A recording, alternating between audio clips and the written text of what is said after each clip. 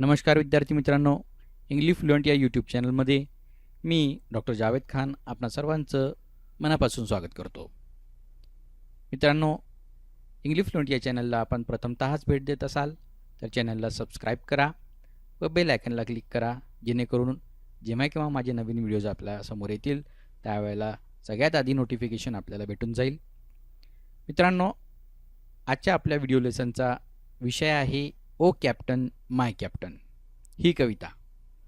10व्या वर्गातील इंग्लिश कोर्सबुकमधील ही अत्यंत महत्त्वाची अशी पोएम आज आपण अभ्यासायला जाणार आहोत. 4.3 मधली ही कविता आहे ओ कॅप्टन माय कॅप्टन, जी लिहिलेली आहे वॉल्ट व्हिटमन यांनी. एका प्रसिद्ध अमेरिकन पोएटने लिहिलेली ही कविता, जी आज आपण अभ्यासायला जाणार आहोत.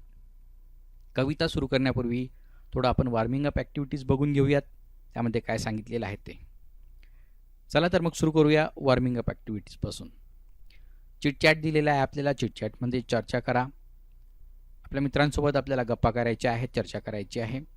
Discuss the following with your classmates. In this question you are told to discuss few things. Whatever the questions that have been given in here below, you have to discuss it with your friends. The first question is, what are the important games played in your school? तुमच्या शाळेमध्ये महत्त्वाचे खेळ कोणकोणते खेळले जातात? So here you can give the answer to your friend that the important games played in my school are cricket, volleyball, football. Okay, whatever the games that you play as a team, you have to name those games over here. The second question is, who are the captains of the various team games? Name them. Now we have to tell the names of the captains of various team games actually. If you have the cricket team, then you have to tell the name of the captain, your team member actually. Okay, so those names can be given by you only. Then the third question is, what is the role played by a team games captain? What are or his her responsibilities?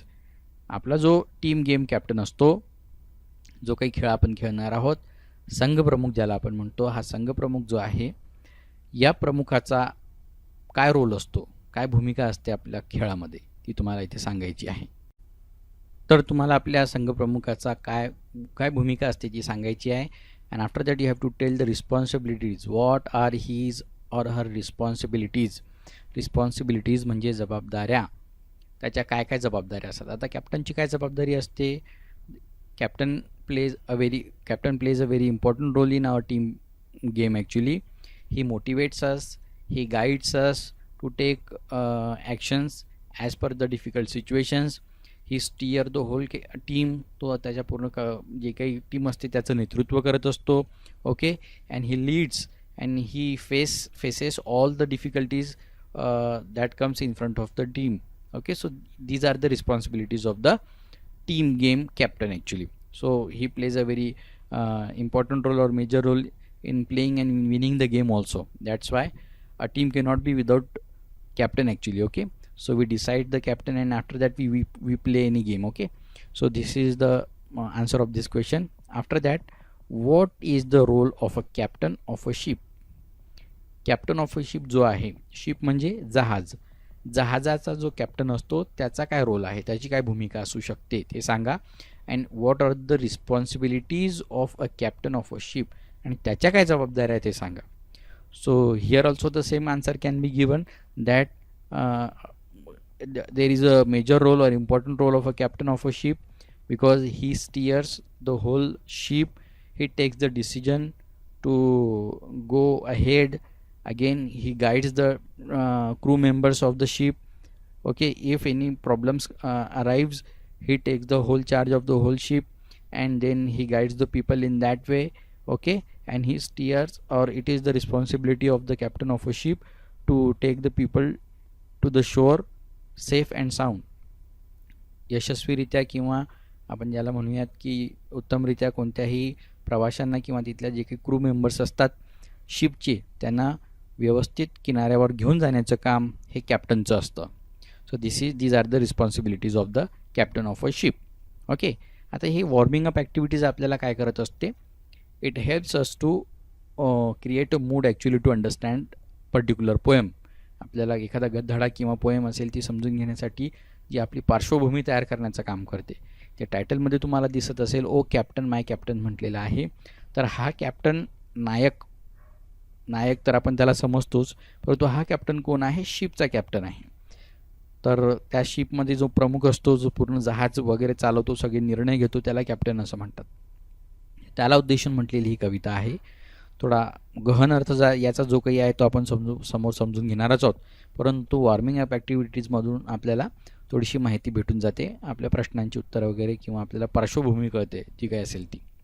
समोर एक game दिलेला आहे बघा. In pairs find as many meaningful words as you can from the following grid within 5 minutes. 5 मिनिटामध्ये आपल्याला खाली एक शब्दकोड दिलेला आहे, याच्यामध्ये वेगवेगळे शब्द शोधायचे आहेत. परंतु you can find words horizontally and vertically. तुम्ही आडवे आणि उभे शब्द, हॉरिझॉन्टली म्हणजे आडवे आणि व्हर्टिकली म्हणजे उभे, you have to find out the words in that way. And hint दिलेली आपल्याला इथे, the words are related to battles or battle ships. आपल्याला हे शब्द कशाशी संबंधित आहेत? बॅटल्सशी संबंधित आहेत. बॅटल म्हणजे युद्ध, और बॅटल शिप्स किंवा युद्धनौका जी असते त्याच्याशी संबंधित शब्द आपल्याला शोधायचे आहेत. फॉर एक्झाम्पल आपल्याला दिलेला बघा सोल्जर. एक सोल्जर जो काही शब्द आहे तो इथे शोधून दाखवलेला आपल्याला इथे बघा खाली दिसत असेल तुम्हाला सोल्जर. आता इथे जर 5 मिनिटात तुम्ही 5 ते 6 वर्ड्स जर शोधू शकले तर तुमचं ॲव्हरेज स्कोर येणार आहे. मला स्कोरसुद्धा दिलेला आहे शब्दानुसार. 7 ते 9 शब्द जर शोधले तर तुमचा स्कोर असेल गुड. 10 ते 12 शब्द शोधले तर तुम्ही व्हेरी गुड आहात. 13 ते 15 शोधले तर तुम्ही एक्सेलेंट आहात. आणि 16 किंवा त्याच्यापेक्षा जास्त शब्द शोधलेत तर तुम्ही जिनियस आहात, असा याचा अर्थ होतो. तर काही शब्द आता इथे आपण बघणार आहोत, या व्यतिरिक्त तुम्ही शोधू शकतात. काही शब्द इथे दिलेले आहेत बघा, आपण बघू शकतो. इथे स्टियर हा शब्द दिलेला आहे बघा, हा एक शब्द आहे स्टियर म्हणून. ओके, त्यानंतर आपल्याला इथे एक शब्द दिलेला आहे कंपास हा शब्द दिलेला आहे बघा. ओके, त्यानंतर एक शब्द आहे नॅव्हिगेशन दिलेला आहे. नॅव्हिगेशन म्हणजे चालवणे, जहाज वगैरेचं जे काही नॅव्हिगेशन असतं, चालवण्याचं काम असतं ते आपण याच्याद्वारे करू शकतो बघा. ओके, आफ्टर दॅट ब्रेव हा शब्द दिलेला आहे बघा. ब्रेव म्हणजे साहसी ज्याला आपण म्हणतो. त्यानंतर क्रूज हा शब्द दिलेला आहे बघा. हा जो क्रूज दिलेला आहे, हा क्रूज शब्द जहाजासाठी वापरण्यात येणारा हा शब्द आहे. आफ्टर दॅट सॅल्यूट हा शब्द आहे. सॅल्यूटसुद्धा शब्द दिलेला आहे. आपण समोरच्या शिप कॅप्टनला सॅल्यूट करतो तो असतो. ओके, इथे एक शब्द दिलेला आहे बघा, बॅटल हा शब्द दिलेला आहे म्हणजे युद्ध, हा एक शब्द इथे दिलेला आहे. नॅव्हिगेशन आपण बघितलेलंच आहे. आफ्टर दॅट अँकर हा शब्द दिलेला आहे बघा. अँकर म्हणजे काय? तर अँकर जेव्हा जहाज आपल्याला थांबवायचं असेल तर त्याच्या किनाऱ्यावर त्या जहाजाला थांबवण्यासाठी आतमध्ये एक जे काही साधन आतमध्ये टाकलं जातं त्याला, जे किनाऱ्यामध्ये जाऊन रुततं आणि त्याच्यामुळे जहाज इकडे तिकडे हालत नाही, त्याला अँकर असं म्हणतात. ओके, आफ्टर दॅट फ्युनरल हा शब्द आहे बघा, म्हणजे एखादा व्यक्ती मेला तर त्याची जे अंत्यविधी जो असतो त्याला फ्युनरल असं म्हणतात. बोर्ड हा शब्द आहे, म्हणजे जहाजाचा जो वरचा भाग असतो, डेक ज्याला आपण म्हणतो, तो बोर्ड झाला. ठीक आहे, त्यानंतर हा सेलर एक शब्द आहे, म्हणजे नौकेवर असलेले जे काही लोक असतात त्यांना सेलर असं म्हणतात, नावाडी. ओके, त्यानंतर विक्ट्री हा शब्द आहे. विक्ट्री म्हणजे विजय प्राप्त झालेला असेल तर. त्यानंतर अलाइट हा एक शब्द आहे. अलाइट म्हणजे उतरणे, जहाजावरून उतरण्याची जी क्रिया असते त्याला आपण अलाइट असं म्हणतो. आफ्टर दॅट मार्टर असा दिलेला आहे, जे युद्ध करत असताना एखादा मृत पावलेला असेल तर त्याला मार्टर असं म्हणतात, म्हणजे हौतात्म्य पत्करलेला जो व्यक्ती असेल त्याला मार्टर असं म्हटलं जातं. So all these words are there. इथे आपण नॅव्हिगेशनसुद्धा बघितलेलंच आहे. So all these words are there which are important and related to battle or battleship. You can find more such words in this grid actually, so you can increase your vocabulary also. Okay, so let's go to the poem right now. आता आपण पोएमकडे वळूया की पोएममध्ये काय सांगितलेलं आहे ते. कवितेचं नाव दिलेलं आहे बघा आपल्याला इथे, ओ कॅप्टन माय कॅप्टन. कॅप्टन म्हणजे जो शिपचा कॅप्टन आहे त्याला उद्देशून म्हटलेली ही कविता आहे बघा, ओ captain my captain. Walt Whitman हे त्याचे कवी आहेत. 1819 मध्ये त्यांचा जन्म झालेला, 1892 मध्ये ते मृत पावलेले आहेत. He was an American poet, essayist and journalist. ते एक अमेरिकन पोएट आहेत, एसेइस्ट आहेत आणि जर्नलिस्टसुद्धा आहेत. म्हणजे निबंधकारसुद्धा आहे आणि पत्रकारसुद्धा होते. He was the most influential poet in the American canon, often called the father of free वर्स. आणि अमेरिकेच्या जे काही पोएट्स आहेत, या पोएट्सच्या मुख्य प्रवाहामधले जे काही लोक होते त्यांपैकी एक असे प्रभावशाली, इन्फ्लुएन्शियल म्हणजे प्रभावशाली कवी ते होऊन गेलेले आहेत आणि त्यांना फादर ऑफ फ्री वर्स असं सुद्धा म्हटलं जातं. तर फ्री वर्स ही संकल्पना तुम्हाला माहीतच असेल काय आहे. म्हणजे ज्या कवितेला कोणत्याही पद्धतीची मीटर म्हणजे काही रिदम नसतो आणि कोणताही राईम स्कीम वगैरे त्यामध्ये नसते, अशा कवितेला आपण फ्री वर्स असं म्हणतो. Okay. The poem which does not follow any particular pattern actually of rhyme scheme or metrical pattern, so that poems are called actually free verse poem. Okay, so he was the father of free verse actually, but this is the only poem of Walt Whitman which is in a particular meter actually. जे काही metre आपण म्हणतो किंवा एक rhythm ज्याला म्हणतो त्या रिदममध्ये ही poem लिहिलेली आहे. And it has rhyme scheme also. ही एकच अशी पोएम आहे त्यांची ज्यामध्ये राईम स्कीम वगैरे सुद्धा आहे, अशी ही कविता. He breaks the boundaries of poetic form. आणि एक पोएटिक फॉर्म ज्या आपण म्हणतो कवितेचा जो काही एक प्रकार असतो, त्या सगळ्या प्रकारांच्या मर्यादा ज्या होत्या त्या त्यांनी तोडून एका नवीन कवितेला त्यांनी जन्म दिलेला होता, ज्याला आपण फ्री वर्स पोएम असं म्हणतो. He also used unusual images and symbols in his poetry.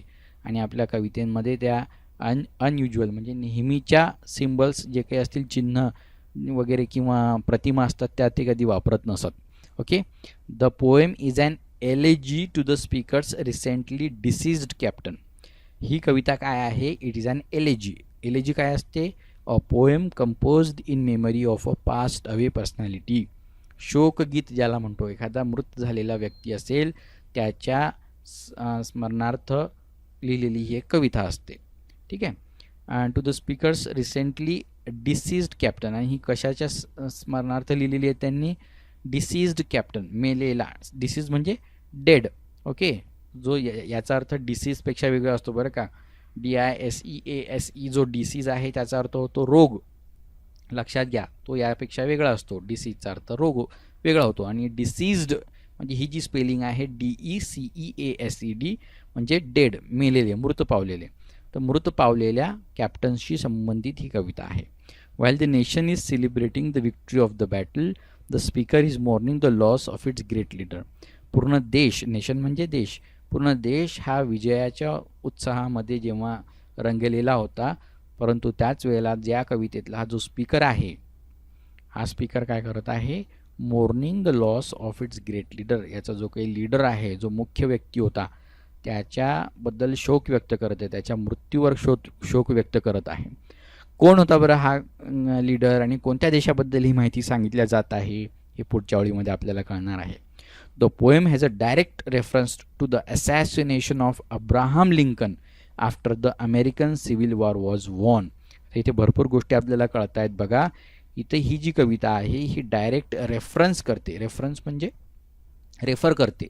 Direct reference म्हणून वापरलेली आहे ही कविता. उद्देशून म्हटलेली आहे ही कविता. कोणाला उद्देशून म्हटलेली आहे? To the assassination. असॅसिनेशन या शब्दाचा अर्थ होतो कट करून मारणे. एखाद्याला कट करून, कट रचणे आणि त्याला मारणे, त्याला असॅसिनेशन असं म्हणतात. कोणाला कट करून मारलं होतं? अब्राहम लिंकन यांना मारलेलं होतं कट करून. कोणी मारलं होतं आणि केव्हा मारलं होतं? अमेरिकन सिव्हिल वॉरच्या वेळेला. आता अमेरिका ही म्हणजे आता आपल्याला हे कळतं कोणत्या नेशनबद्दल माहिती घेतली जात आहे? अमेरिकेबद्दल. आणि अमेरिकेमध्ये झालेलं जे यादवी युद्ध होतं, सिव्हिल वॉर जे झालेलं होतं, त्यामध्ये त्या युद्धामध्ये ज्या वेळेला अमेरिका जिंकलं होतं किंवा अमेरिकेमध्ये आता सिव्हिल वॉर म्हणजे काय हे समजून घेऊयात आपण. सिव्हिल वॉर म्हणजे देशातल्या देशांमध्ये राज्यांमध्ये झालेलं युद्ध, त्याला सिव्हिल वॉर असं म्हणतात. आता अमेरिकेमध्ये 1860 किंवा 1861 ते 65 या 4 वर्षामध्ये जे युद्ध लढलं गेलं त्याला अमेरिकन सिव्हिल वॉर असं म्हणतात. हे युद्ध 2 स्टेट्समध्ये घडलेलं होतं, म्हणजे 2 पार्टींमध्ये घडलेलं होतं. म्हणजे काही राज्य हे नॉर्थ साईडचे जे होते, उत्तरेकडचे जे राज्य होते त्यांना युनियन स्टेट्स असं नाव देण्यात आलेलं होतं. आणि साऊथ स्टेट्स जे होते, साऊथकडचे काही देश होते, देश नाही राज्य, जे राज्य होते त्यांना कॉन्फिडरेट असं म्हटलेलं होतं. तर या कॉन्फिडरेट स्टेट्स जे होते त्यांना साऊथवाले जे स्टेट्स होते हे सपोर्ट करणारे लोक होते. हे 11 असे राज्य होते आणि नॉर्दर्न स्टेट्स जे होते त्यांना युनियन स्टेट्स असं म्हटलेलं आहे. हे वेगळे लोक होते.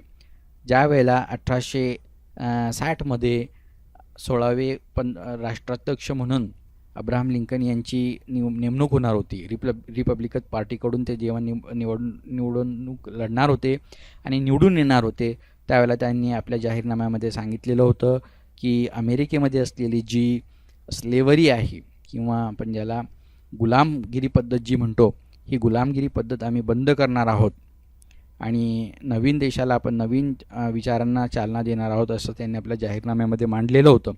जेव्हा लोकांना कळलं की आता अब्राहम लिंकन हे 16वे राष्ट्राध्यक्ष बनून या अमेरिकेचे होणार आहेत, त्यावेळेला जे साऊथकडचे जे लोक होते, साऊथकडचे जे राज्य होते त्यांना भीती वाटायला लागली, कारण त्यांचा पाठपुरावा होता गुलामगिरी या पद्धतीला. याचंही महत्त्वाचं कारण असं होतं की हे जे नॉर्दर्न स्टेट्स होते यांनी आपली जी काही गुंतवणूक होती पैशांची ही वेगवेगळ्या साधनांमध्ये, आधुनिक साधनांमध्ये केलेली होती. यामध्ये ट्रान्सपोर्टेशन वगैरे बाकीच्या गोष्टी येतात. परंतु जे साऊदर्न, ज्याला आपण दक्षिणेकडचे जे स्टेट्स होते, यांनी आपला सगळा जो काही पैसा होता हा कापूस शेतीवर आपला पैसा लावलेला होता आणि त्या कापसाच्या शेतींसाठी गुलामांची खूप गरज असायची.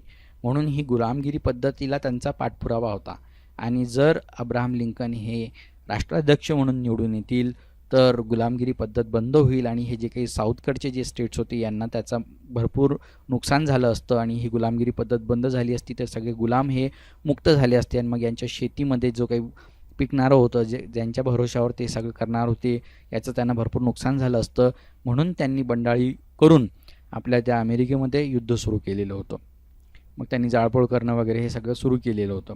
अशामध्ये म्हणजे युनियन स्टेट्स आणि सदर्न स्टेट्स अशी हे दोन जे प्रकारचे राज्य होते यांच्यामध्ये युद्ध घडून आलं. ते एकूण 4 वर्ष युद्ध घडून आलं.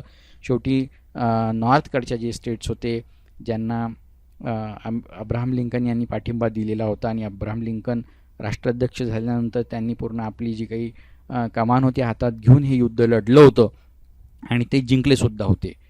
आणि मग नंतर ती जी काही यादवी युद्ध होतं ते 1865मध्ये संपलं. 9 एप्रिल 1865मध्ये ते युद्ध संपलेलं होतं आणि याच्या अगदी 5 दिवसानंतरच म्हणजे 15 एप्रिल 1865मध्येच अब्राहम लिंकन यांचा खून करण्यात आला, वध करण्यात आला. जॉन वायकिंग्ज बूथ नावाच्या व्यक्तीने त्यांना कट करून मारलं होतं.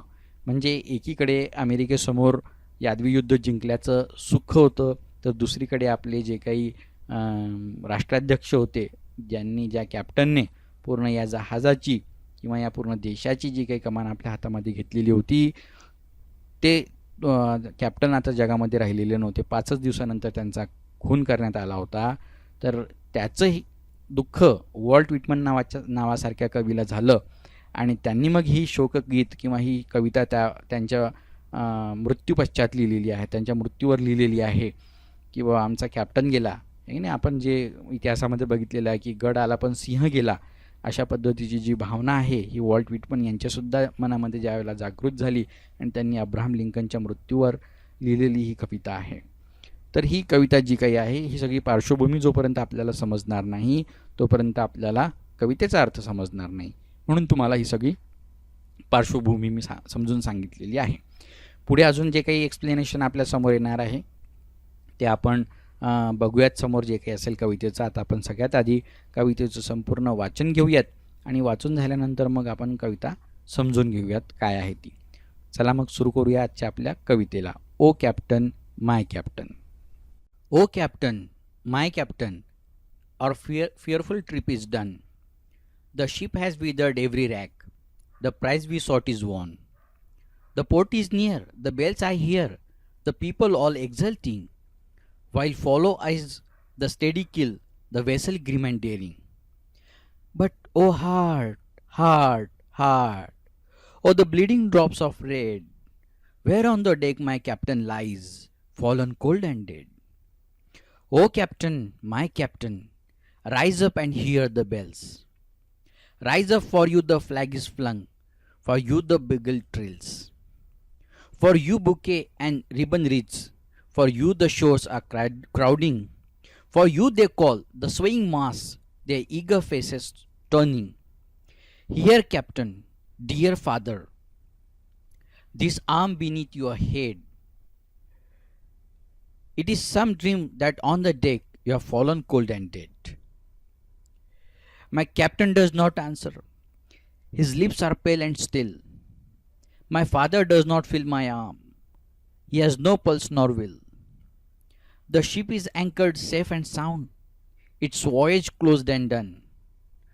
From fearful trip, the victor ship comes in with object won. Exult, O shores, and ring, O bells! But I, with mournful tread, walk the deck my captain lies, fallen cold and dead. Walt Whitman. Walt Whitman यांनी लिहिलेली ही कविता.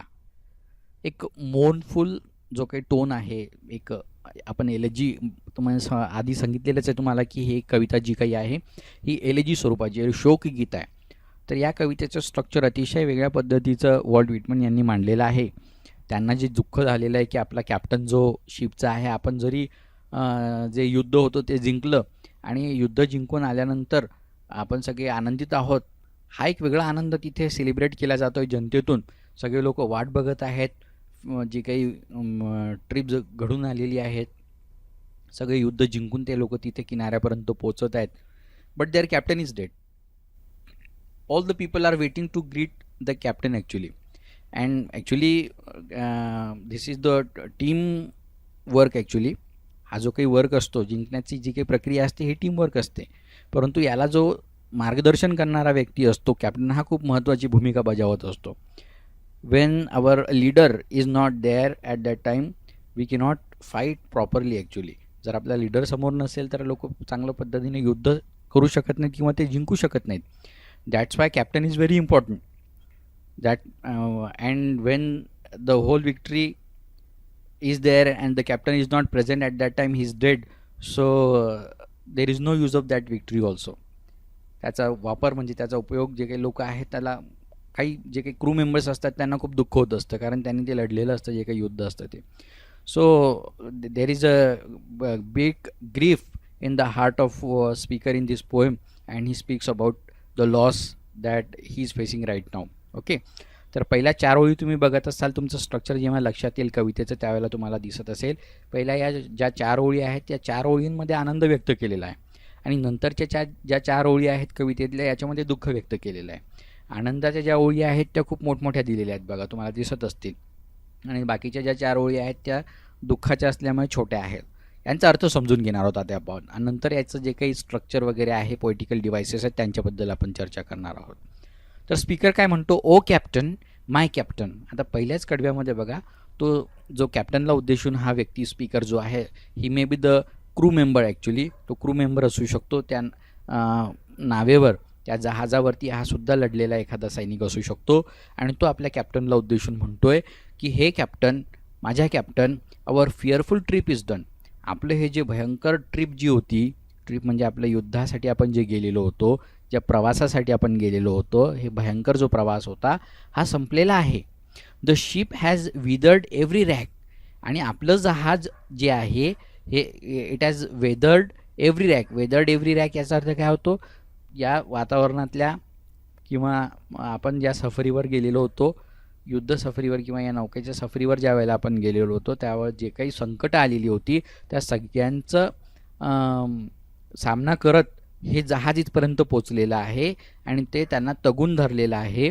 The prize we sought is won. आणि ज्याच्यासाठी आपण गेलेलो होतो ते price, ते बक्षीस आपल्याला भेटलेलं आहे. वॉन म्हणजे जिंकलो आपण. The port is near. हा किनारा जो आपल्या समोर आहे तो आपल्याला जवळच दिसतो आहे. पोर्ट म्हणजे किनारा. The bells I here.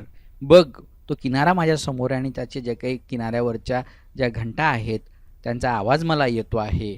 The people all exulting. आणि तिथले जे काही लोक आहेत, पीपल ऑल एक्झल्टिंग म्हणजे आनंदित होत आहेत.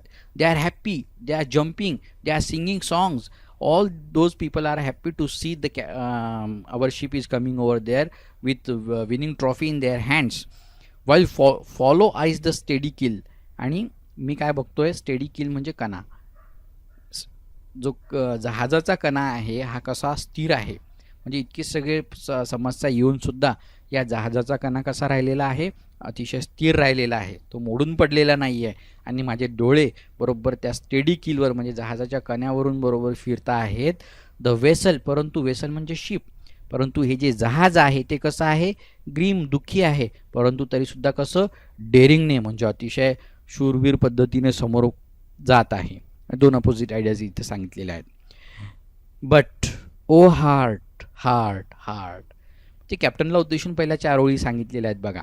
परंतु अचानक मध्येच त्याच्या लक्षात येतं, हा जो काही व्यक्ती आहे किनाऱ्याकडे बघून उत्तर देतोय आणि आपल्या कॅप्टनला सांगतोय, बघ तो समोर सगळा किनारा मला समोर दिसतोय, सगळे लोक आनंदाने नाचतायत, गातायत, आपलं जहाज सगळ्या संकटातून बाहेर पडलेलं आहे आणि आपण आता किनाऱ्यापर्यंत पोहोचत आहोत, तर बघ तिकडे. आणि अचानक मध्येच त्याचा टोन बदलतो आणि तो म्हणतो, but O heart heart heart. आता हार्ट इथे आपण दुःख जे झालेलं आहे, अचानकच डेकवर पडलेल्या त्या कॅप्टनकडे तो बोलून बघतो की अरे देवा, अरे दुःख, काय हे दुःख, किती हे दुःख. O the bleeding drops of red, काय बघतो मी या जहाजावर, the bleeding drops of red. Bleeding म्हणजे हे रक्त, वाहणारं रक्त. ड्रॉप्स ऑफ रेड कसे आहेत ते, हे वाहणारं रक्त, हे लाल लाल वाहणारं रक्त, हे सगळे त्याचे थेंब जहाजावर पडलेले आहेत. Where on the deck my captain lies. आणि त्या डेकवर म्हणजे त्या बोर्डवर, ज्या जहाजाच्या डेकवर वरती समोरच्या भागावर कोण पडलेला आहे, तर कॅप्टन पडलेला आहे. कसा पडलेला आहे तो, fallen cold and dead. Cold थंड होऊन पडलेला आहे, अँड डेड आणि मृत पडलेला आहे माझा हा कॅप्टन त्याच्यावर. म्हणजे आधी 4 ओळींमध्ये आनंद आणि बाकीच्या 4 ओळींमध्ये दुःख. अशी ही आपल्याला पहिल्या कडव्यामधली जी काही आहे लाईन टू लाईन एक्सप्लेनेशन जर आपण घेतलं तर असा त्याचा अर्थ होतो. परंतु मित्रांना याचा अर्थ जर आपल्याला समजून घ्यायचा असेल तर तो आपल्याला विशिष्ट कॉन्टेक्स्टमध्ये टाकला तर जास्त चांगल्या पद्धतीने समजू शकेल. ही जी कविता आहे ही पूर्ण कविता एक्सटेंडेड मेटॅफर याचं उदाहरण आहे. तर मेटॅफर हा तुम्हाला अर्थ माहीतच असेल, म्हणजे रूपक अलंकार ज्याला आपण म्हणतो, फिगर ऑफ स्पीच आपण ज्याला म्हणतो, रूपक अलंकार मेटॅफर, ज्यामध्ये एका ओळीमध्ये आपण एखाद्या व्यक्तीचं डायरेक्ट कंपॅरिझन करत असतो. म्हणजे तो तर सिंह आहे, म्हणजे आपण त्या एखाद्या व्यक्तीचं सिंहासोबत कंपॅरिझन केलेलं आहे, परंतु कसं केलेलं आहे, डायरेक्ट केलेलं आहे. तो सिंहासारखा आहे असं म्हटलं असतं तर हे सिमिली झालं असतं, उपमा अलंकार झाला असता. परंतु इथे मी म्हटलेलं आहे तो सिंह आहे, म्हणजे इथे डायरेक्ट कंपॅरिझन केलेलं आहे, म्हणजे हे झालं ज्याला आपण म्हणूयात मेटॅफर, रूपक अलंकार ज्याला असं म्हटलं जातं. ठीक आहे. आता ही जी कविता आहे ही एक्सटेंडेड मेटॅफरचा एक उदाहरण आहे. कारण या पूर्ण कवितेमध्ये हा जो काही मेटॅफर आहे, रूपक अलंकार आहे, फक्त एका लाईनसाठी सीमित राहिलेला नाही आहे किंवा मर्यादित राहिलेला नाही आहे, तर तो पूर्ण कवितेमध्ये पसरलेला आहे, म्हणून त्याला एक्सटेंडेड मेटॅफर असं म्हटलेलं आहे. आता ओ कॅप्टन माय कॅप्टन, कॅप्टन हे उद्देशून कोणाला म्हटलेलं आहे, अब्राहम लिंकन. वॉल्ट व्हिटमन यांनी कोणाला उद्देशून म्हटलेलं आहे, अब्राहम लिंकन यांना म्हटलेलं आहे. समजते तुम्हाला.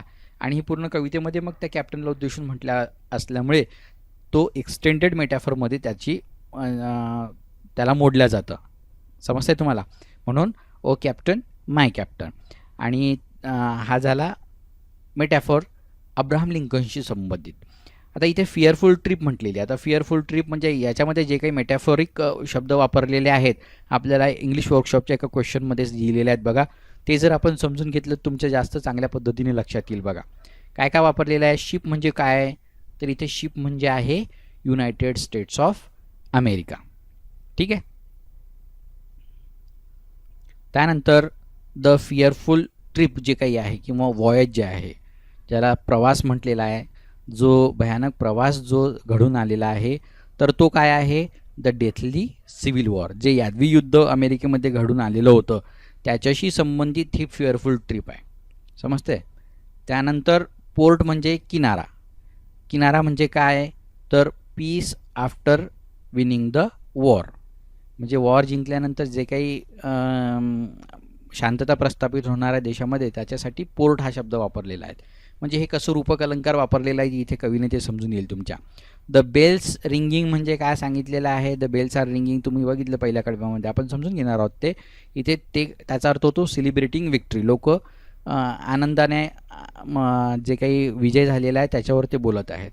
आता कॅप्टन कोण आहे? कॅप्टन आहे the president of USA Abraham Lincoln, जे आहेत त्यांना कॅप्टन म्हटलेलं आहे. अँकर्ड सेफ म्हणजे विक्ट्री इन द वॉर, आपण जिंकलेलो आहे. आणि नो पल्स नॉर्विल म्हणजे कॅप्टन इज डेड. या सगळ्या गोष्टी तुम्हाला समोर समजणारच आहेत. हेच सगळे मेटॅफर आपल्या कवितेमध्ये वापरलेले आहेत बघा. ते इथे समजून सांगण्याचा मी तुम्हाला प्रयत्न केलेला आहे. पहिल्या कडव्यामध्ये आता समजून घेऊयात आपण कोणकोणते मेटॅफर्स आलेले आहेत म्हणून. तर आधी ओ कॅप्टन कोणाशी संबंधित आहे? अब्राहम लिंकनशी संबंधित आहे. आणि हा स्पीकर काय म्हणतोय? आवर फिअरफुल ट्रिप इज डन. जे यादवी युद्ध आपल्या देशामध्ये सुरू होतं ते आता संपलेलं आहे. The ship has weathered every rack. Ship म्हणजे काय? तर युनायटेड स्टेट्स ऑफ अमेरिका. आपल्या देशाने जे काही युद्ध बघितलेलं आहे, या काही कठीण परिस्थिती होती यामध्ये तो तगून धरलेला होता आणि आता ते संपलेलं आहे. The prize we sought is won. आणि ज्याच्यासाठी आपण लढलो होतो ते आता आपण जिंकलेलो आहे. म्हणजे काय? प्राइज काय आहे? The victory. ॲक्च्युली या युद्धामध्ये आपण जिंकलेलो आहे, या यादवी युद्धामध्ये. The port is near. आता आपला जो काही किनारा आहे, म्हणजे जी शांतता प्रस्थापित होण्याचं काम आहे आपल्या देशामध्ये, ते आता जवळच आहे. The bells are here. The people all exulting. आणि या विजयावर सगळे लोक आनंदित होत आहेत. आपल्या देशातले सगळे लोक आनंदाने बागडत आहेत, नाचत आहेत. ऐका बघा त्यांचे सगळे जे काही आवाज असतील ते. While follow eyes the steady kill. आणि आपल्या या जहाजाचं, आपल्या या देशाचं जो काही कणा आहे आतापर्यंत जसाचा तसा आहे, तो मोडून पडलेला नाही आहे. The vessel grim and daring. परंतु हे जे जहाज म्हणजेच काय? आपला देश जो आहे एकीकडे खुश आहे. ग्रीम म्हणजे दुःखी असणे, अँड डेअरिंग म्हणजे खुश आहे. म्हणजे दुःखीसुद्धा आहे आणि खुशसुद्धा आहे. दुःखी का आहे त्याचं कारण समोर दिलेलं आहे. खुश का आहे याचं कारण तुम्हाला समजलेलं आहे, कारण आता आपण यादवी युद्धामध्ये जिंकलेलो आहोत. परंतु आपण दुःखीसुद्धा तितकंच आहे. हे जहाज किंवा हा देश, वेसल म्हणजे जहाज आणि जहाज म्हणजे देश, United States of America, America सांगितलेला आहे. म्हणून का दुःखी आहे? तर समोर त्याचं उदाहरण दिलेलं आहे, त्याचं एक्सप्लेनेशन दिलेलं आहे. ओ हार्ट हार्ट हार्ट. समोर स्पीकरला अतिशय दुःख झालं त्यावेळेला तो डेककडे बघतो किंवा तो अब्राहम लिंकनकडे बघतो. The bleeding drops of red. म्हणजे त्यांना असॅसिनेट करण्यात आलं, कट करून ज्यावेळेला मारण्यात आलं त्यावेळेला त्यांच्या मृत शरीराकडे बघून वॉल्ट विटमन किंवा स्पीकर हे बोलत आहेत. परंतु मी काय बघतो, एकीकडे इतके सगळे लोक जल्लोषामध्ये आनंद व्यक्त करत आहेत आणि दुसरीकडे आमचा कॅप्टन, आमचं प्रेसिडेंट हे मृत पावलेले आहेत. Where on the deck of my captain lies. आणि कुठे? त्या डेकवर म्हणजे माझ्या देशामध्ये, या जहाजावरती ते कसे पडलेले आहेत? Cold and dead. थंड पडलेले आहेत आणि डेड. एखादी व्यक्ती मेल्यानंतर पूर्णपणे थंड पडून जाते, तर त्याच पद्धतीने हे सुद्धा मृत पावलेले आहेत. याचं मला खूप दुःख होत आहे. अशी हे पहिलं कडवं, the first stanza tells us about the loss of United States of America Wien Abraham Lincoln was assassinated by John Booth and on 15th of April 1865, and it was a great loss to the country actually. Abraham Lincoln fought for the unity of the nation actually, and this is all happening because of that indifferences between northern states and southern states. They fought between each other because of their economical crisis. त्यांचे जे काही आर्थिक व्यवहार वगैरे होते त्यांच्याशी संबंधित ज्या काही समस्या निर्माण होणार होत्या, that's why they fought this war. And ultimately northern sides of the people, that is union states, won the war and the whole America was intact at that time. ते सगळे एकत्र राहिले होते. दे वर युनायटेड ॲक्च्युली, आणि ते युद्ध संपलं. So this is how the first stanza is there. त्याचा अर्थ आपल्याला इथे कळतो. पहिल्या स्टांजामध्ये आता काय काय पोएटिक डिव्हायसेस वापरलेले आहेत हे सुद्धा तुम्हाला समजून यायला पाहिजेत. बघा इथे ओ कॅप्टन माय कॅप्टन, इथे कोणता फिगर ऑफ स्पीच होतोय? बघा इथे होतोय ॲपॉस्ट्रॉफी. ॲपॉस्ट्रॉफीचा अर्थ काय होतो? An apostrophe is a figure of speech in which some absent or non-existent person or thing is addressed as if present and capable of understanding. एखादी ॲबसेंट व्यक्ती किंवा नॉन एक्झिस्टंट पर्सन किंवा आता ती जगात राहिलेली नाही आहे त्याला उद्देशून एखादा ज्यावेळेला वाक्य कवितेमध्ये काढलं जातं, किंवा बोलल्या जातं त्याला ॲपॉस्ट्रॉफी असा अलंकार म्हणतात.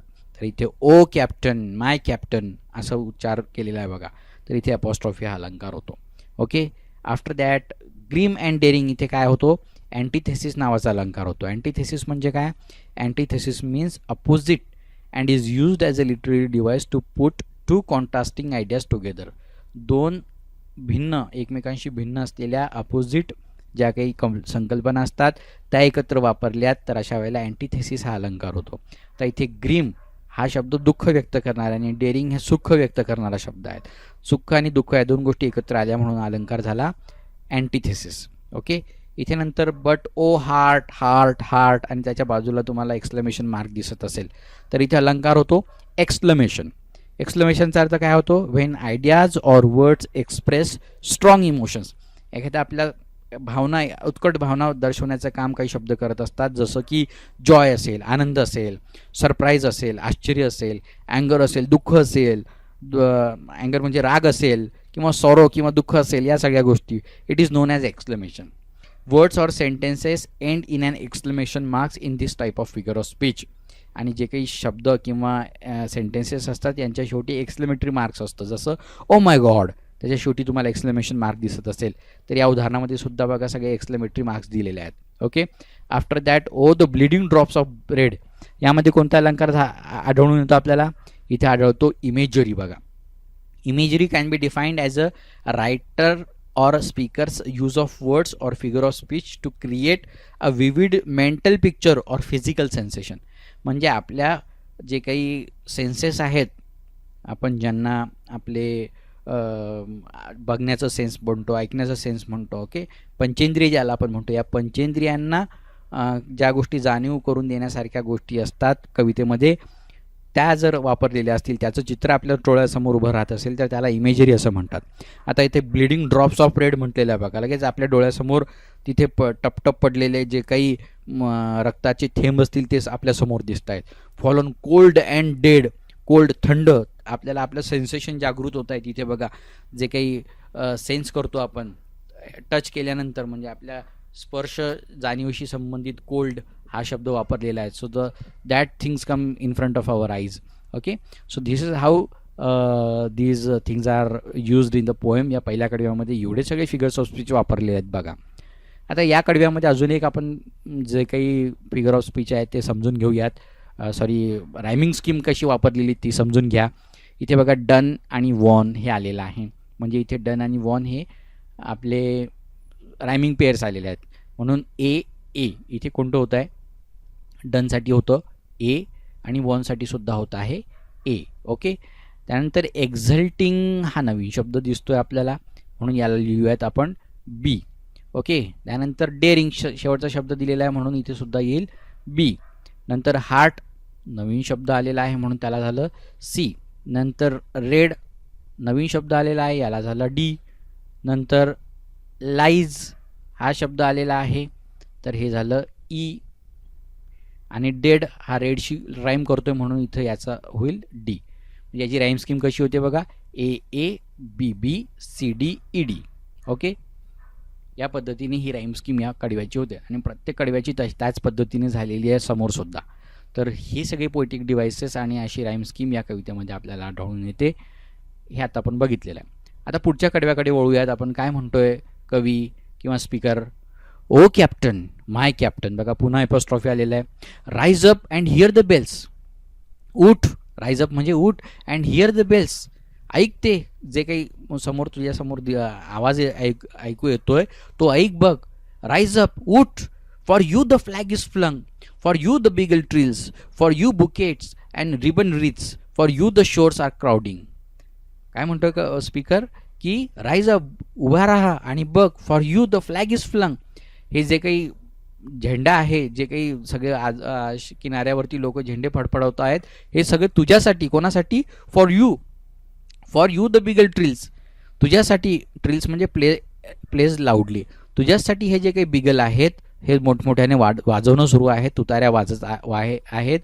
For you bouquets and ribbon wreaths, आणि तुझ्यासाठी हे सगळे पुष्पगुच्छ आहेत. बुके म्हणजे पुष्पगुच्छ आहेत, आणि रिच म्हणजे गार्लंड्स म्हणजे हार, आणि तुझ्यासाठी हे हार वगैरे सगळ्या लोकांनी घेऊन आलेले आहेत तुझ्या स्वागतासाठी.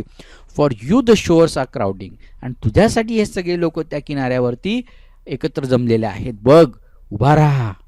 For you they call. ते तुला बोलवत आहेत. द स्विंग मास. मास म्हणजे पब्लिक, क्राऊड ऑफ पीपल. हे सगळी जे काही पब्लिक, हे सगळे जे काही लोक आहेत, हे बघ इतका मोठा जनसागर तिथे एकत्र जमा झालेला आहे. हात हलवत आहेत ते सगळे लोक तुझ्याकडे, आवाज देत आहेत तुला. Their eager faces turning.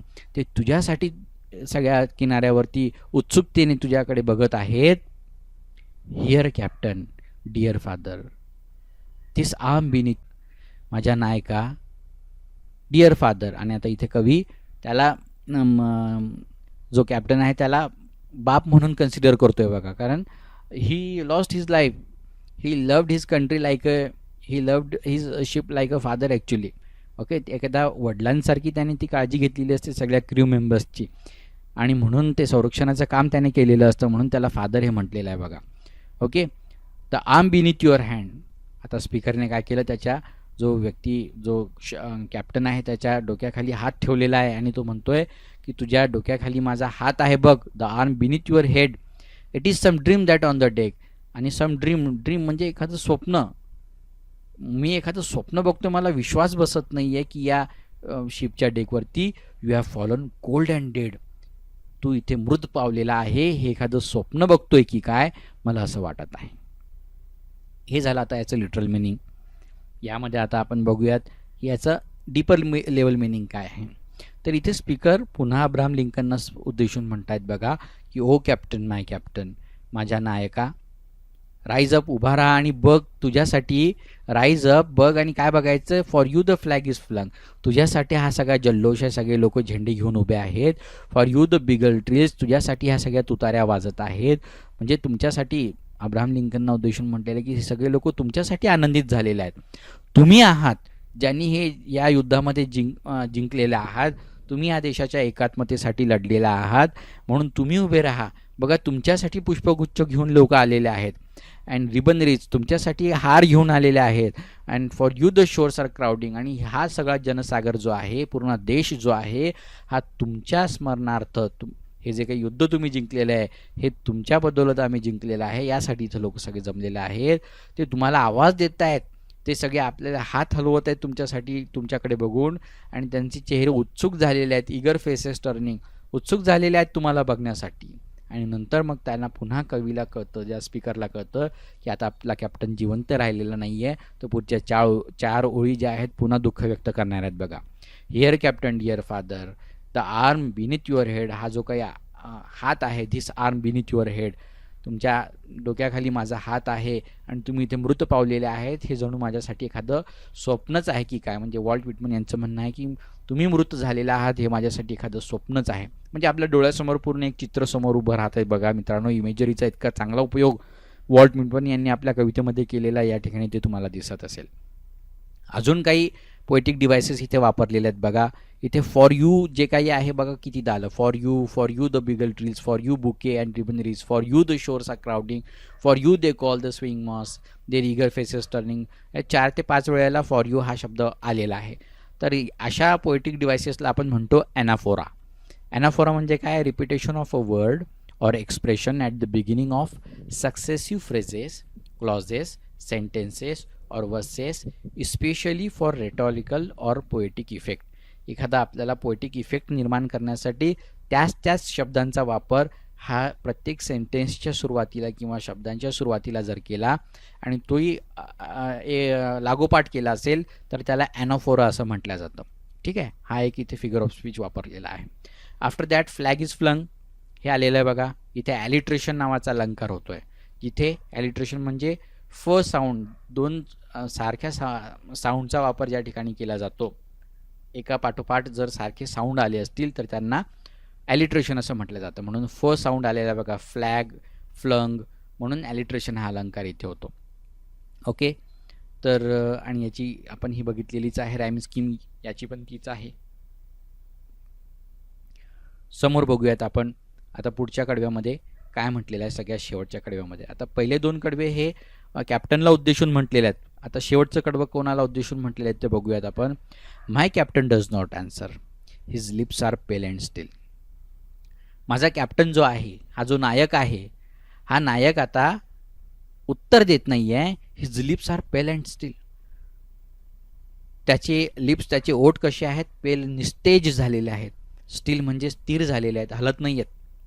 My father does not feel my arm. आणि माझा हात जो त्याच्या डोक्याखाली मी दिलेला आहे, माय फादर म्हणजे हाच कॅप्टन याला उद्देशून म्हटलेला आहे. He has no pulse nor will. Does not feel my arm म्हणजे त्याला माझ्या हाताचा कोणताच स्पर्श जाणवत नाही आहे. He has no pulse nor will. त्याच्यामध्ये कोणती चेतना नाही आहे. म्हणजे पल्स म्हणजे चेतना नाही आहे, धडधड नाही होत आहे. नॉर विल किंवा त्याची कोणतीच इच्छा दिसत नाही आहे, हालचाल दिसत नाही आहे. कारण काय? Because he is dead. The ship is anchored safe and sound. Its voyage closed and done. आणि आपलं शिप जे काही आहे is anchored safe and sound. Anchored म्हणजे आता किनाऱ्यावरती आलेला आहे आणि आपण खाली आता त्याला थांबण्यासाठी अँकर टाकलेला आहे खाली. आणि आता तो हे जे शिप आहे हे कसं झालेलं आहे? सेफ अँड साऊंड, सुरक्षित झालेला आहे. सेफ अँड साऊंड म्हणजे it's voyage closed and done. आणि हा जो प्रवास आहे, हा साहसी प्रवास, वॉयज म्हणजे ॲडव्हेंचरस जर्नी ज्याला आपण म्हणतो, हा साहसी प्रवास आता कसा झालेला आहे? Closed and done. हा संपलेला आहे, संपलेला आहे आणि पूर्ण झालेला आहे. आपण जिंकलेलो आहे. From fearful trip the victor ship comes in with object won. आता इथे काही इंटरनल राईम्सचं सुद्धा उदाहरणं तुम्हाला दिसतील बघा. ट्रिप आणि शिप हे इंटरनल राईम्सची उदाहरणं आहेत मित्रांनो. एंड राईम तर असतातच, परंतु काही इंटरनल राईमसुद्धा असं म्हणतात यांना बघा. From fearful trip the victor ship comes in with object won. आता या फिअरफुल भयानक प्रवासावरून द विक्टर म्हणजे जिंकलेली आपलं जे काही जहाज आहे, कम्स इन हा आता इथे पोहोचलेला किनाऱ्यावरती विथ ऑब्जेक्ट वॉन. जे काही जिंकायचं होतं आपल्याला ते आपण जिंकलेलो आहोत. एक्झल्ट ओ शोअर्स अँड रिंग ओ बेल्स. एक्झल्ट म्हणजे आनंद व्यक्त करा, हे किनाऱ्यांनो आनंद व्यक्त करा. आणि हे घंटांनो, घंटानाद जो तिथे होत आहे, रिंग जो होत आहे, तुम्ही तुमचा घंटानाद करा. But I with मोनफुल trade. परंतु मी, तुम्ही आनंद व्यक्त करा, परंतु मी आनंद व्यक्त करू शकणार नाही. With मोनफुल trade. मोनफुल म्हणजे दुःखी, ट्रेड म्हणजे पावलांनी, दुःखी पावलांनी. वॉक द डेक चालत आहे. माय कॅप्टन लाईज. कुठे चालत जातोय मी? माझ्या कॅप्टन जवळ. जो कॅप्टन पडलेला आहे कसा? Fallen cold and dead. कसा पडलेला आहे तो? निस्तेज पडलेला आहे, मूर्त पडलेला आहे, त्याला कोणतीच हालचाल नाही आहे. कोल्ड थंड होऊन पडलेला आहे, अँड डेड आणि मृत पावलेला आहे. फॉलन कोल्ड अँड डेड प्रत्येक कडव्याच्या सगळ्या शेवटी आलेली आहे. रिपिटेशन नावाचा अलंकार इथे होतो बघा मित्रांनो. पुन्हा पुन्हा पोएटिक इफेक्ट निर्माण करण्यासाठी त्याच ओळींचा वापर शेवटी केलेला आहे, म्हणून रिपिटेशन हा अलंकार होतोय. ओ कॅप्टन माय कॅप्टन ही पुन्हा रिपिटेशनचं एक उदाहरण आहे. तर फॉलन कोल्ड अँड डेड असं या पद्धतीने वॉल्ट व्हिटमन यांनी सांगितलेलं आहे.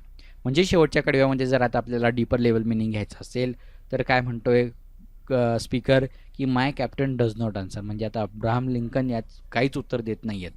His lips are pale and still. त्यांच्या आता जो काही बोलू शकत नाहीत, त्यांचे लिप्स म्हणजे त्यांचे ओठ निस्तेज झालेले आहेत आणि स्थिर आहेत, म्हणजे ते मेलेले आहेत. My father does not feel my arm. मी जो हात त्यांच्या डोक्याखाली ठेवलेला आहे त्यांचा स्पर्शही त्यांना जाणवत नाही आहे. He has no pulse nor will. म्हणजे ते आता एकंदरीत मृत पावलेले आहेत, त्यांच्यामध्ये कोणतीच चेतना उरलेली नाही आहे. The ship is anchored safe and sound. आता हे जे जहाज आहे, म्हणजे जहाज म्हणजे United States of America, America रूपी जे जहाज आहे, आता हे कसं झालेलं आहे? सुरक्षित झालेलं आहे. यादवी युद्धातून आपण बाहेर पडलेलो आहोत आणि आपण सुरक्षित झालेलो आहोत. It's voyage closed and done. याचा जो साहसी प्रवास होता, हा जो युद्ध होता, हे आता संपलेला आहे. From fearful trip. आणि या भयानक युद्धामधून आपण बाहेर पडलेलो आहोत, विजयी झालेलो आहोत. आणि आता आपण विजयी होऊन एकत्रित आलेलो आहोत. ऑब्जेक्ट वन म्हणजे आपण आता युनायटेड झालेलो आहोत. आणि म्हणून ते म्हणतात एक्झल्ट ओ शोअर्स. तर आता किनाऱ्यांकडे बघून ते बोलत असतील तर म्हणजे त्या लोकांना म्हणतायत की आनंदित व्हा, सगळ्या लोकांनो आनंद व्यक्त करा. बट परंतु मी काही माझा आनंद व्यक्त करू शकणार नाही, कारण माझा कॅप्टन हा fallen cold and dead. He is dead right now. He is no more and I cannot be happy at that time. मी हॅपी होऊ शकत नाही, कारण माझा एक ग्रेट लॉस झालेला आहे. नॅशनल लॉस तर त्या ठिकाणी सांगितलेला आहे, परंतु वॉल्ट व्हिटमन सारख्या कवीला इथे एक पर्सनल लॉस झाल्यासारखं वाटत आहे मित्रांनो. म्हणून या पद्धतीचं विवेचन किंवा ते जे काही लाईन आहेत त्या या कवितेमध्ये ते लिहित आहेत बघा. ठीक आहे. काही पोएटिक डिव्हायसेस इथे सुद्धा वापरलेले आहेत बघा. इथे my captain does not answer, his lips are pale and still. इथे स्टील हे टॉटॉलॉजी नावाचा जो अलंकार इथे होतो बघा. टॉटॉलॉजी म्हणजे तीच गोष्ट घुमून फिरून सांगणे, त्याला टॉटॉलॉजी असं म्हणतात. आता पहिल्या 2 ओळी जर तुम्ही या कडव्याच्या बघितल्या तर तुम्हाला कळून येईल की my captain does not answer, his lips are pale and still. तो आन्सर देत नाही आहे, म्हणजे त्यांचे ओठ जे आहेत ते स्थिर आहेत, म्हणजे दोन्हीचा अर्थ एकच होतोय. He does not feel my arm, म्हणजे ते मृत पावलेले आहेत. He has no pulse nor will, म्हणजे त्यांच्यामध्ये चेतना नाही आहे. म्हणजे एकच गोष्ट पुन्हा पुन्हा वेगवेगळ्या शब्दांमध्ये मांडणे याला टॉटॉलॉजी असं म्हणतात. Safe and sound alliteration. Sound जो आहे पुन्हा वापरलेला आहे, एका पाठोपाठ येतो आहे म्हणून ॲलिट्रेशन होतो. एक्झल्ट ओ शोअर्स अँड रिंग ओ बेल्स, इथे 2 अलंकार होत आहेत. पर्सॉनिफिकेशन हा एक अलंकार होतो आहे आणि ॲपॉस्ट्रॉफी हा होतो आहे. ओ शोअर्स आणि ओ बेल्स उद्देशून म्हटलेला आहे म्हणून यांना ॲपॉस्ट्रॉफी झाला. आणि पर्सॉनिफिकेशन का? कारण शोअर्स म्हणजे किनाऱ्याला कवी किंवा स्पीकर जो आहे तो एखाद्या जिवंत व्यक्तीसारखं ट्रीटमेंट देतो आहे, म्हणजे पर्सॉनिफाईड करतो आहे. And inanimate object is personified as a living object over here, living thing as here. That's why the figure of speech is personification. म्हणजे एखाद्या निर्जीव वस्तूला सजीव मानून त्याला काही उद्देशून बोलणे किंवा त्या क्वालिटीजचं आरोपण त्याच्यावर करणे, म्हणजे आपण त्याला पर्सॉनिफिकेशन हा अलंकार म्हणतो. चेतन गुणोक्ती अलंकार म्हणतो. म्हणजे किनाऱ्याला उद्देशून, किनारा तर आनंद व्यक्त करू शकत नाही ना, तो निर्जीव आहे, परंतु त्याला एक सजीव मानून त्यांनी मांडलेला आहे, बोललेला आहे म्हणून पर्सॉनिफिकेशन हा अलंकार होतो आहे. किंवा बेल्सला उद्देशून सुद्धा ते म्हटलेलं आहे म्हणून पर्सॉनिफिकेशन अलंकार होतो आहे. तर या पद्धतीने या सगळ्या गोष्टी, हे सगळं पोएटिक डिव्हायसेस इथे वापरलेले आहेत वर्ट विटमन यांनी आपल्या या कवितेमध्ये. हा अर्थ इथे आपल्याला समजून येईल कवितेचा, ओ कॅप्टन माय कॅप्टन या कवितेचा. तर तुम्हाला अर्थ कळालेलाच असेल. काही इथे प्रश्न दिलेले आहेत बघा मार्जिनमध्ये, ते तुम्हाला समजून येतील. What is the location of the battleship, हे जे बॅटलशिप आहे याचं लोकेशन काय? The battleship is near the port, हे आपण सांगू शकतो. How are the people waiting to welcome the captain of the ship? The people are waiting to felicitate the captain with bouquets and garlands. Okay, and they were flying the flag also, and the beagles are making the noise. Okay, so in this way they are welcoming the captain. Why is the speaker filled with grief? The speaker is filled with grief because the captain of the ship is cold and dead. जो ते का speaker दुःखी आहे? कारण त्याचा captain हा cold and dead म्हणजे मृत पावलेला आहे म्हणून. In what state does the captain lie on the deck? डेकवर हा कॅप्टन कसा पडलेला आहे? He was fallen cold and dead. He is not answering any question. Okay, his lips are pale and still. He does not feel any his arm. Okay, and he has no pulse nor will. In this way the captain is fallen cold and dead on the deck. अशा पद्धतीने आपण उत्तरं देऊ शकतो. कवितेचा संपूर्ण अर्थ तुम्हाला जो काही डीपर लेवल मिनिंग आणि सरफेस लेवल मिनिंग जो काही असेल तो पूर्णपणे समजलेला असेल. कवितेचा अर्थ तुम्हाला समजलेला असेल तर इंग्लिश फ्लुएंट या चॅनलला सबस्क्राईब करायला विसरू नका आणि बेल आयकॉनवर क्लिक करा, कारण नवीन व्हिडिओजची नोटिफिकेशन जेव्हा केव्हा येईल तर त्यावेळेला बेल आयकॉनमुळे तुम्हाला लवकरात लवकर ती कळून येईल. म्हणून आजच्यासाठी इतके पुरे. आज आपण इथे थांबूया. धन्यवाद.